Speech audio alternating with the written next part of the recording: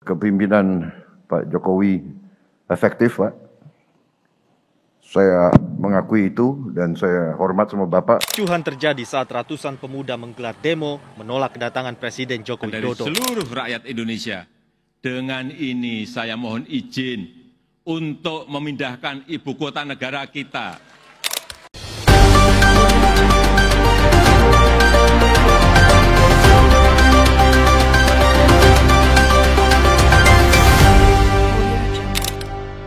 Salam sehat. Saudaraku, kemampuan sebahagian tokoh politik kita dan tokoh masyarakat kita dalam melihat kekurangan Presiden Joko Widodo jauh melampaui kemampuan mikroskop melihat kuman. Itu pun dengan sadar mereka menggunakan kacamata hitam, kacamata kebencian. Sehingga apapun yang terlihat tidak ada yang baik dan tidak ada yang benar. Jangankan pekerjaan Presiden Joko Widodo, jangankan apa yang dilakukan Presiden Joko Widodo, tetapi pelangi yang begitu indah ciptaan Tuhan itu pun tidak ada yang indah. Kebencian bukan saja mereka sebarkan secara sistematis, terstruktur, dan masif, tetapi kebencian itu terus dalam tanda petik dirawat dan dipupuk, sehingga kebencian itu begitu mendalam di hati mereka. Akibatnya mereka kehilangan fungsi otak. Mereka lupa bahwa kebencian-kebencian, hujatan-hujatan dan caci maki tidak akan mampu menghilangkan kenyataan-kenyataan baik yang telah dihasilkan. Sekalipun ribuan orang berteriak mengatakan hidung saya pesek, hidung saya yang mancung ini tidak akan berubah menjadi pesek.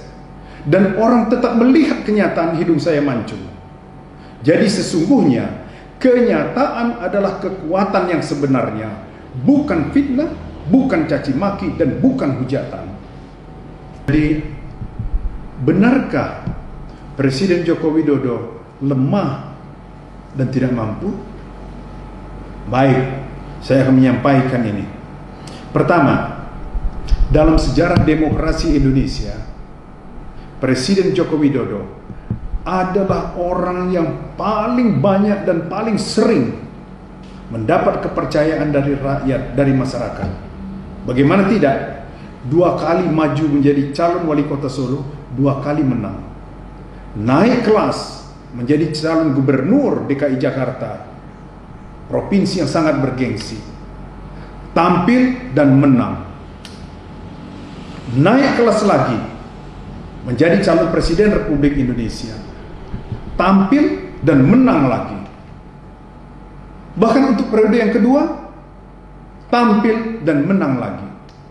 Nah, apakah ini masih membuat kita ragu dengan kemampuannya, dengan kepemimpinannya?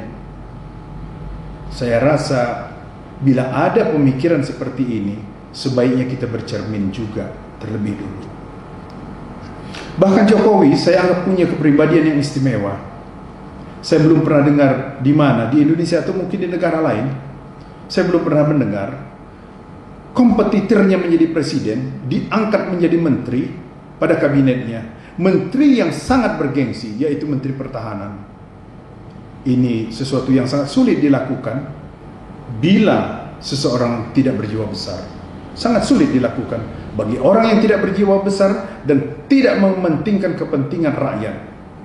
Tetapi sebaliknya, ini bisa dilakukan oleh Presiden Joko Widodo karena dia berjiwa besar dan lebih mementingkan bangsa dan negaranya agar dapat maju dengan baik. Saya harus ngomong apa adanya, nggak ada progres yang signifikan, nggak ada.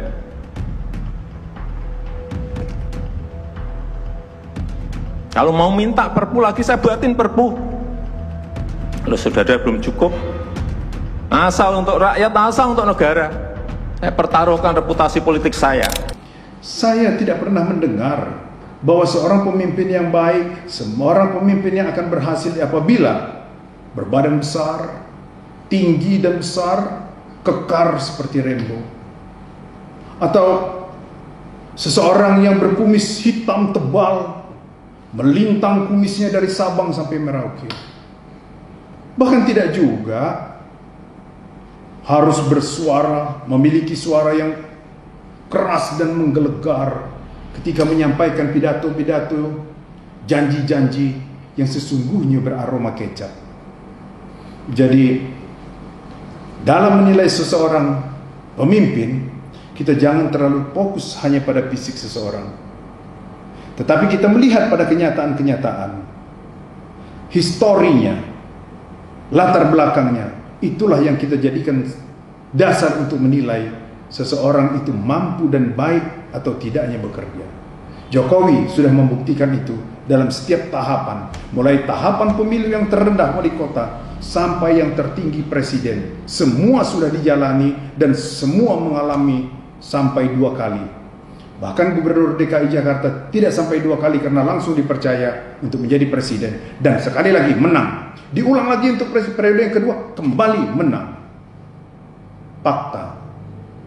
Jadi, jangan ragukan kemampuannya. Kita sudah lihat pembangunan yang dihasilkannya. Jalan-jalan yang begitu hebat. Di Irian Jaya, Papua, di Sumatera. Walaupun belum 100% tuntas. Tetapi kita sudah dapat merasakan arti pembangunan jalan Trans Sumatera dan Trans Papua. Dan lain-lain. Jadi saya berharap kepada kita semua, masyarakat Indonesia, mari kita taat konstitusi dan mampu mengendalikan birahi politik kita sampai tahun 2024. Sekarang yang bisa kita lakukan adalah 2 hal. Pertama, siapkanlah calon presiden kita masing-masing dengan sebaik-baiknya agar kita dapat memenangkan kompetisi di 2024. Dan mari kita sama-sama menjaga ketertiban dan keamanan negeri kita agar kita dapat bersama-sama membangun bangsa dan negara ini agar segera maju terlepas dari kesulitan-kesulitan kita yang diakibatkan oleh COVID-19. COVID-19 sesuatu yang sangat berat yang kita hadapi. Tetapi dengan kebersamaan kita akan mampu menghadapi ini semua. Maju di waktu-waktu yang akan datang. Ingat, bersatu kita teguh, bercerai kita hancur lebur. Jaga persatuan dan keamanan bangsa dan negara kita. Jadi kepada Bapak Joko Widodo, Bapak Luhut Binsar Panjaitan dan Ibu Sri Mulyani Indrawati, saya berharap meski di tengah badai cacian, badai fitnah dan hujatan-hujatan kebencian yang destruktif, tetaplah melakukan yang terbaik demi bangsa dan negara, demi kemajuan bangsa dan negara, demi cinta kepada bangsa dan negara.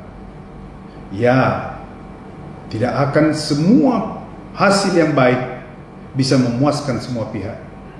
Sebaik apapun hasil yang kita capai, tidak mungkin bisa memuaskan semua pihak. Bahkan, bukan hanya perbuatan buruk yang punya resiko, bukan hanya perbuatan jahat yang punya resiko, tetapi perbuatan baik pun punya risiko. Gajah di depan mata, di pelupuk mata tidak terlihat, tetapi kuman di seberang lautan nampak jelas.